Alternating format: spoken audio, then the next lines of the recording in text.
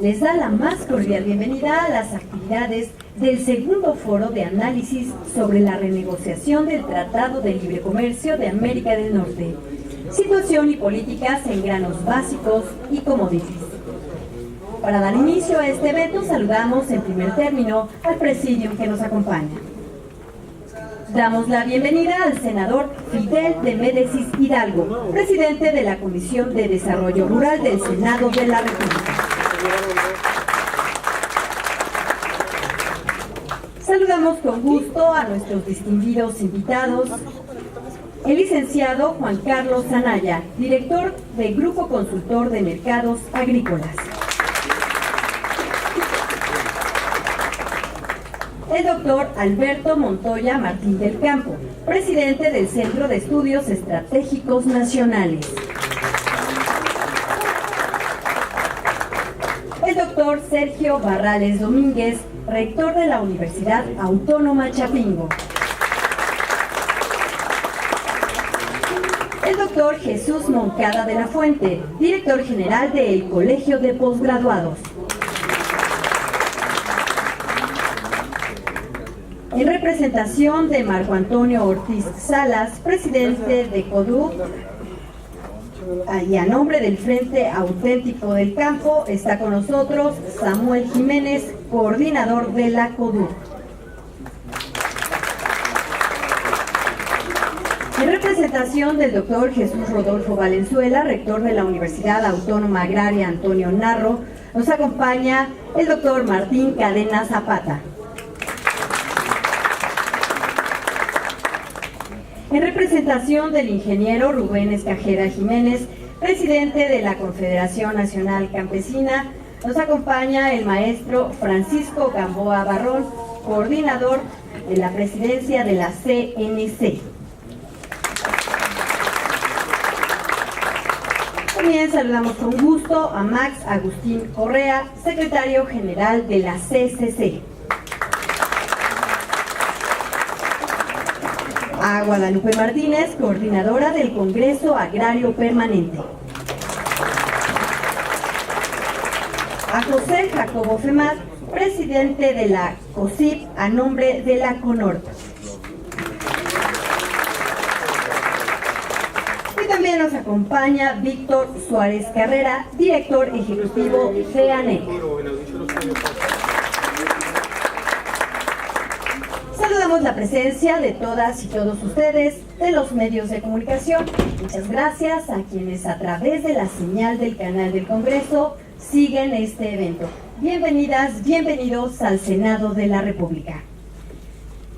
Señoras y señores, para dar la bienvenida, la presentación de los objetivos e inauguración de este foro, tiene a continuación la palabra el senador Fidel de Médicis Hidalgo, presidente de la Comisión de Desarrollo Rural.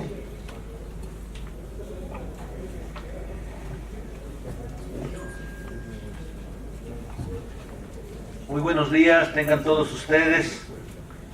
Reciban una afectuosa bienvenida a este recinto del Senado de la República. Quiero agradecer a los integrantes del Presidium que nos acompañan en este acto. Quiero reconocer el esfuerzo de más de 20 organizaciones campesinas que están presentes. Como ustedes observan, invitamos a todas las expresiones del sector rural, a los bloques y organizaciones para que permitan tener una identificación precisa de la diversidad del campo mexicano. Agradecer, por supuesto, la presencia de todos y cada uno de ustedes, porque este tema tan importante para la situación de nuestro país, hemos buscado que no se quede en la discusión en cuatro paredes, que no sea una discusión exclusivamente de los senadores y de los que negocian el Tratado de Libre Comercio, sino que sus voces, sus pensamientos, sus opiniones empiecen a generar una corriente de opinión por todo el país. Por eso estamos haciendo estos foros y por eso la participación de todos los que en ellos están actuando, bueno, pues va a servir para eso, para hacer presión y que no se negocie el Tratado de Libre Comercio de rodillas, como se acostumbra a hacerse frente a Estados Unidos, que no se negocie un tratado de libre comercio que sea lesivo para la nación y que sea lesivo principalmente para los que menos tienen. Por eso la diversidad de los participantes, y después de agradecer la participación de las organizaciones, queremos agradecer en especial la presencia de la Universidad Autónoma de Chapingo a través de su rector, agradecer al director general de Colegio de Posgraduados, al maestro Jesús Moncada, que siempre tan interesado en los temas que tienen que ver con la situación alimentaria del país y con el desarrollo del campo en México como una posibilidad real para salir del atraso en que estamos en materia alimentaria y para hacer de México un país autosuficiente en esta materia. Agradecer a la representación de la Universidad Agraria Autónoma Antonio Narro, porque con ellos tenemos presentes a lo más destacado de la academia en el campo y porque sus contribuciones y opiniones e investigaciones nos darán una expresión clara de la situación del campo en México. Estamos aquí reunidos con fundamento en la Ley de Aprobación de Tratados Internacionales en materia económica, que señala el procedimiento mediante el cual el Senado de la República deberá ratificar o desechar los tratados, su modificación o cancelación. Lo importante de esta ley es que mandata una consulta amplia, informada y plural para poder llegar al dictamen que se votará en el Pleno del Senado de manera oficial. Lo tenemos que decir, hay esa negativa para que esta discusión rebase las fronteras del Senado mexicano. Hay esa intención de que esta discusión se quede aquí y se quede en los salones donde se esté negociando el Tratado de Libre Comercio a espaldas del pueblo de México. Por eso, todos ustedes y los que estuvieron en el foro anterior y los especialistas que nos acompañan y los dirigentes campesinos, es importante que todos alcemos la voz y digamos que se cumpla lo que señala la ley de tratados internacionales, que tiene que haber una amplia consulta nacional. Esa es la exigencia que debemos de tener todos. En su artículo 5 se faculta a las comisiones para realizar la consulta en su ámbito de trabajo, a integrar la información necesaria, a citar a las autoridades para informar sobre la materia del tratado. En sus artículos 11 y 12 se da forma a cómo debe ser la participación ciudadana. Se expresa que deberá de recogerse la opinión de los académicos del sector productivo, organizaciones sindicales, cámaras, instituciones y también los congresos locales. Evidentemente todo esto no se está haciendo. Este foro lo estamos haciendo por iniciativa de la comisión, porque el Senado como institución, lo tengo que decir con mucho pesar, no está atendiendo a lo que dice la ley, está atendiendo al mandato de Enrique Peña Nieto, que quieren igual tener sus arreglos, pero yo espero que la fuerza que logremos sacar de una corriente de opinión y la fuerza de las organizaciones campesinas que saben que el campo mexicano no aguanta más y que está comprometida la soberanía alimentaria de este país, y que los que podemos realmente resolver este problema son los pequeños productores de México y las organizaciones campesinas de este país, pues aquí van a decir su voz. Y por lo que hemos platicado, hay una oposición a que el capítulo agropecuario se incorpore al Tratado de Libre Comercio, pero este foro va a servir para eso, para discutir. El 19 de abril del año en curso, la Comisión de Desarrollo Rural aprobó el presente programa de trabajo para consulta, incorporando 5 foros, varios convenios de colaboración con las instituciones académicas y de investigación, un convenio con el Instituto Belisario Domínguez, la realización de una investigación precisa de la situación de nuestro campo.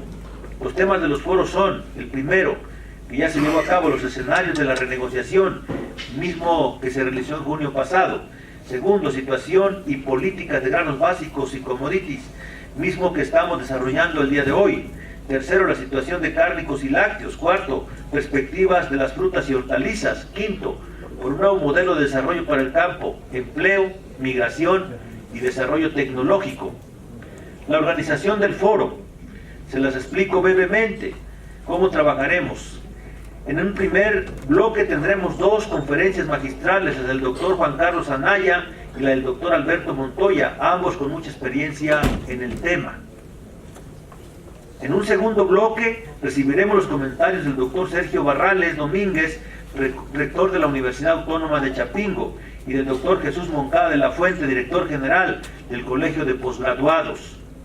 En el tercer bloque escucharemos los posicionamientos de las organizaciones y sus bloques sobre la renegociación, conscientes de que pueden ser divergentes, diferentes y controvertidos, pero lo importante de otorgar la voz a los mexicanos y a las mexicanas y a sus dirigentes es que podamos encontrar las mejores propuestas para defender los intereses de nuestros compatriotas en una negociación que nos amenaza con ser muy desventajosa, y lo peor es que está sujeta a los caprichos del presidente de Estados Unidos. Si un día amanece de buenas, dice que sí, y si un día amanece de malas, entonces dice que va a retirarse del tratado. Por eso es muy importante lo que aquí vamos a discutir, y nuestra voz la tenemos que elevar hasta los más altos niveles. Yo espero que ahí en las universidades, donde están los talentos impartiendo su conocimiento a los muchachos, a las nuevas generaciones de este país, doctor, se hagan discusiones muy serias para que la Academia de México le dé su opinión al gobierno de la República y le diga por qué sí o por qué no, hasta donde vamos ahorita. Los senadores que fueron a Washington no fueron a discutir, solo fueron como espectadores, porque el gobierno de la República les dio este triste trato a los senadores mexicanos. No se les permitió la discusión, solamente si vieron las fotografías o vieron las imágenes, estaban ahí como figuras decorativas. Un senador no puede ser figura decorativa, porque es aquí donde se va a discutir el tratado y donde se va a decidir si aprueba o no. Desafortunadamente, el Senado mexicano está compuesto por afines a Peña Nieto, los que hoy están peleados porque no obtuvieron la presidencia del Senado para el bloque de los anayistas. Les aseguro que ya se están arreglando para que el Tratado de Libre Comercio, en los términos en que lo decida el gobierno de la República sin discusión, se va a aprobar. Por eso el pueblo de México tiene que estar alerta. Y yo os digo que el pueblo de México es mucha pieza, y que si nos va a afectar ese tratado, las organizaciones campesinas tengamos la capacidad, y esto lo digo como miembro de la CODUC, tengamos la capacidad de convocar al país a que un tratado que lesione los intereses de México no lo dejemos pasar, porque los intereses ajenos al país tienen esa idea. Y los que se pelearon, hubieran visto el relajo que se armó en el Senado de la República el viernes pasado. Montón de jirones, de vestiduras quedaron ahí en el Senado, porque los anayistas perdieron la presidencia de la República. Ya dicen que Calderón lleva la ventaja en ese sentido. Porque se ha puesto a colación, porque podrán discutirse los puestos del Senado, pero en la traición a México se ponen de acuerdo el PRI, el PAN y el Partido Verde Ecologista de México. Los únicos que podemos sacar adelante al pueblo somos nosotros, compañeros.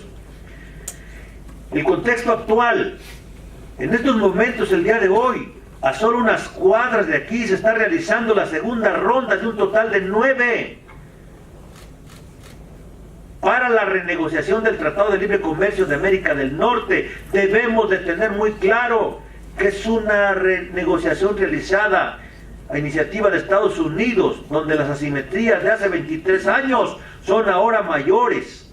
Así nuestras desventajas se incrementan en esta renegociación, pues si cuando se firmó teníamos la posibilidad de un periodo de transición para reducir las asimetrías económicas, tecnológicas, de infraestructura, de desarrollo y científicas, todo ello aplicando aranceles hasta del 269% por 15 años en los productos más sensibles. Ahora no tenemos este mecanismo de compensación. El gobierno mexicano no cobró aranceles, no invirtió para reducir las asimetrías, por lo tanto, la renegociación es más desigual. Por su parte, el presidente Donald Trump ha insistido en reiteradas ocasiones en deshacer el Tratado de Libre Comercio, argumentando que es dañino para los trabajadores de ese país y señalando que deben revertir la balanza comercial. Al día de hoy vemos una negociación desganada, fría, siempre con el posible aviso de la retirada de Trump y de Estados Unidos. Del análisis comparativo de las propuestas que presentan los tres países, nosotros podemos identificar que los Estados Unidos pretenden revertir los saldos deficitarios en su balanza comercial, y los casos más marcados son el agrícola y el automotriz. Para nuestro sector, quiero señalar 4 riesgos que tienen las propuestas presentadas.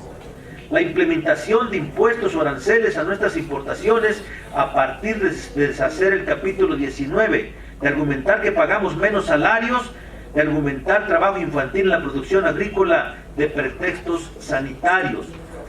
Segundo, la insistente demanda de que en la renegociación se reconozca la legislación de los Estados Unidos. Tercero, la imposición de normas sanitarias, donde bajo el cobijo de nuevas tecnologías se abren totalmente a la importación y siembra de transgénicos. Cuarto, en el capítulo de propiedad intelectual, al reconocer su normatividad de semillas, nos veremos obligados a respetar el esquema de patentes en semillas con graves repercusiones en la producción nacional y en la biodiversidad. El contexto nacional, donde se presentan varios aspectos importantes para la vida rural.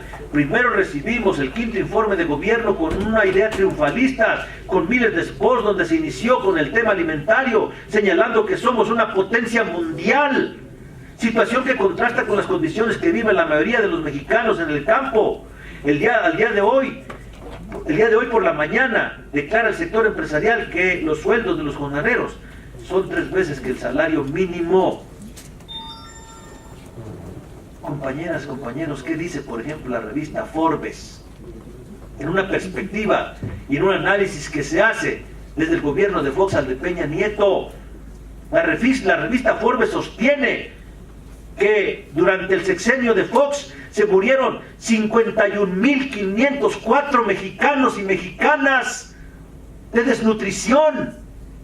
No se atreven a decir de hambre, pero ¿de qué se muere una persona que se muere de desnutrición? ¿Por falta de qué? De alimentos. Por falta de alimentos. 51.504 en el gobierno de Fox. De la muerte más cruel que puede tener un ser humano, el hambre. Durante el calderonismo, aparte de la violencia por su guerra contra el narco, fallecieron 49.882 mexicanos y mexicanas de este problema. ¿Cuál es la perspectiva, ahora que termine Peña Nieto, de que se van a morir? Ya se murieron un montón, pero la perspectiva que en sus sexenios se van a morir 49.882 mexicanos. Y él sale a decir que por fin el hambre empieza a ceder en México, y la CEPAL le tapa la boca, dice que no es cierto, que México es el único país de América Latina que no ha reducido sus niveles de pobreza. ¿Por qué esas declaraciones triunfalistas? Pues todo el mundo lo sabemos. 2018 hay elecciones. Imagínense que estos datos se cuelen a la población y que se diga que el hambre está matando más mexicanos y mexicanas que el narco. Entonces, ¿cuál es más fuerte?